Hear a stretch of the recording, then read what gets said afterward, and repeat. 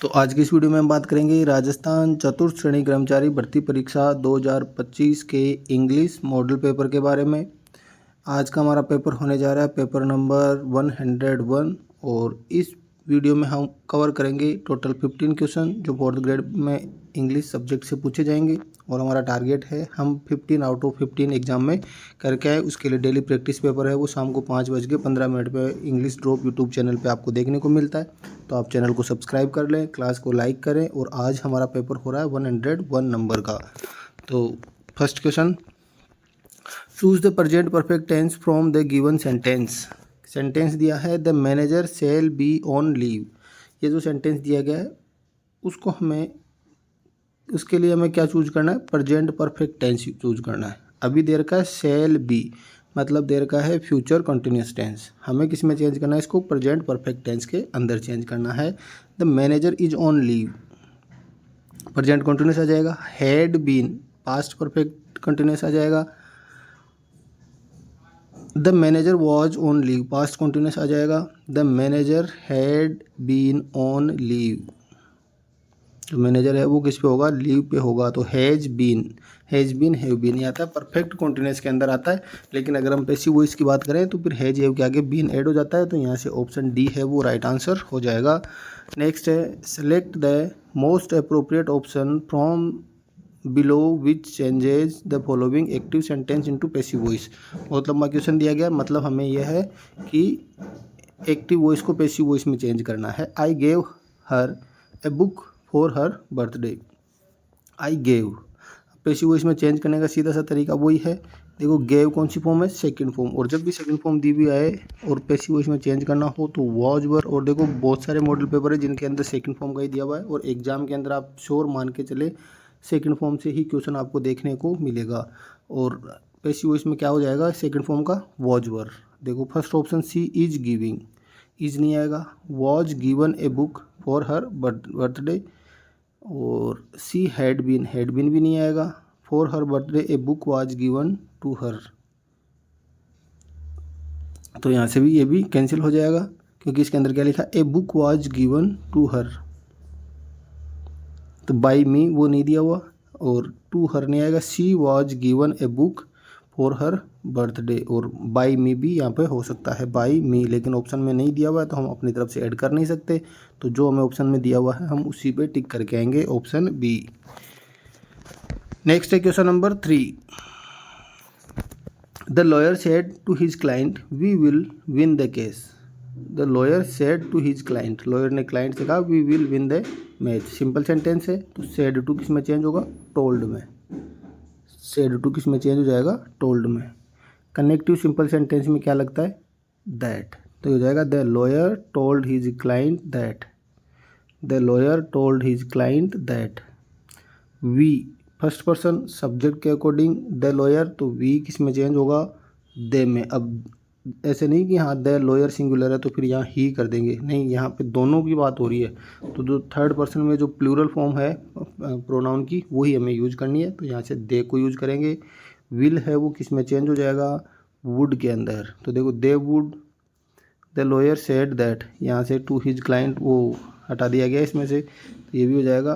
Told के आगे to नहीं आता तो फर्स्ट ऑप्शन भी कैंसिल हो जाएगा। The lawyer told his client that they would win the case. The lawyer told the client that they would win the case.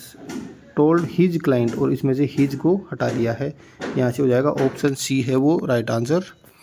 Next है choose the correct affirmative sentence. She is not guilty, negative sentence है, affirmative में इसको change करना है। इसका मतलब क्या है, सी इज़ नॉट गिल्टी कि वह दोषी नहीं है। सी इज़ इनोसेंट, वह निर्दोष है। निर्दोष बोल दो चाहे दोषी नहीं है एक ही बात है, तो इसका राइट आंसर हो जाएगा option A. She is guilty का मतलब वो दोषी हो जाएगा। सी कैन बी नॉट, देखो नोट वैसे थर्ड नंबर पे आता है तो सेंटेंस का फॉर्मेशन ही गलत है। Innocent is she we known, ये कैंसिल हो जाएगा। तो ऑप्शन ए है वो यहाँ से राइट आंसर हो जाएगा। नेक्स्ट है question number 5, change the following exclamatory sentence into assertive. Exclamatory sentence दिया गया है how beautiful is the night, उसको किस में चेंज करना है, असर्टिव के अंदर चेंज करना है। The night appears to be beautiful, how beautiful is the night. देखो सबसे पहले मैं नाइट को लिखना है, द नाइट इज आ गया, इज एम आर या वॉजवर आए तो इज एम आर वॉजवर को, और उनके आगे क्या ऐड कर देना होता है, वेरी। क्योंकि एक्सक्लेमेटरी कब आता है, जब हमें कुछ बहुत ज़्यादा अच्छा दिखे, तब हम जो ये एक्सक्लेमेटरी सेंटेंस है उसको हम यूज करते हैं। तो the night is very beautiful, यहाँ से ऑप्शन बी है वो राइट आंसर हो जाएगा। नेक्स्ट है question number 6, the blank is filled with water. Pale, PALE, pale देखो ये हल्का रंग, हल्का पीला रंग होता है, उसके लिए यूज किया जाता है पेल, कलर के लिए। PAIL, पेल का मतलब होता है बाल्टी, जो पानी के लिए यूज की जाती है, बाल्टी। और नेक्स्ट है, तो यहाँ पे देखो क्या लिखा है, फिल्ड विथ वाटर, पानी से भर गई है, क्या भरी हुई है, बाल्टी भरी हुई है। तो यहाँ से तो क्या हो जाएगा, राइट आंसर हो जाएगा बी, PAIL, पेल। पाल का मतलब होता है किसी के लिए यूज किया जाता है, दोस्त के लिए, फ्रेंड के लिए, उसके लिए यूज किया जाता है। और ये पाल, PALL है, वो एक कपड़ा होता है जो कि कहाँ यूज किया जाता है, शमशान घाट पे वैसे यहाँ कुछ यूज किया जाता है, उस कपड़े के लिए यूज किया जाता है पाल। नेक्स्ट है, choose the correct article in the given sentence. I saw blank ink pot lying on blank table. देखो इंक पोट दिया हुआ है, ठीक है, फर्स्ट टाइम यूज हो रहा है, आर्टिकल ए और एन का यूज होगा, ई का साउंड आ रहा है, वोवल साउंड आ रहा है, तो एन होगा। अब देखो यहाँ पे एन इसमें दे रखा है, ए में, और एक डी में दे रखा है। नेक्स्ट है ऑन टेबल। अब टेबल का मतलब पता है हमें, स्पेसिफिक टेबल की बात हो रही है, और स्पेसिफिक के लिए हमेशा कौन सा आर्टिकल आता है, द का, तो ऑन द टेबल, तो ए, एन और द, ऑप्शन ए है वो राइट आंसर हो जाएगा। नेक्स्ट है question number 8, blank is known about her achievements, few, little, a little और नन।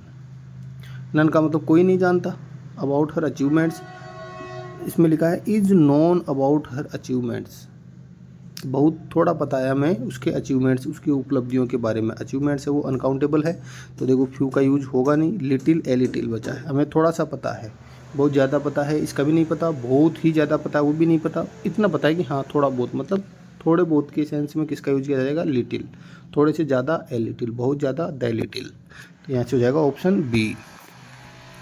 नेक्स्ट है, that presentation was better the first one. पहली प्रेजेंटेशन को अब वाली बाद वाली प्रेजेंटेशन के साथ कंपेयर किया जा रहा है। कंपेरिजन के लिए कंपेरेटिव डिग्री और बेटर से भी पता चल रहा है, और कंपेरेटिव डिग्री में किसका यूज करते हैं हम, देन का, ऑप्शन ए।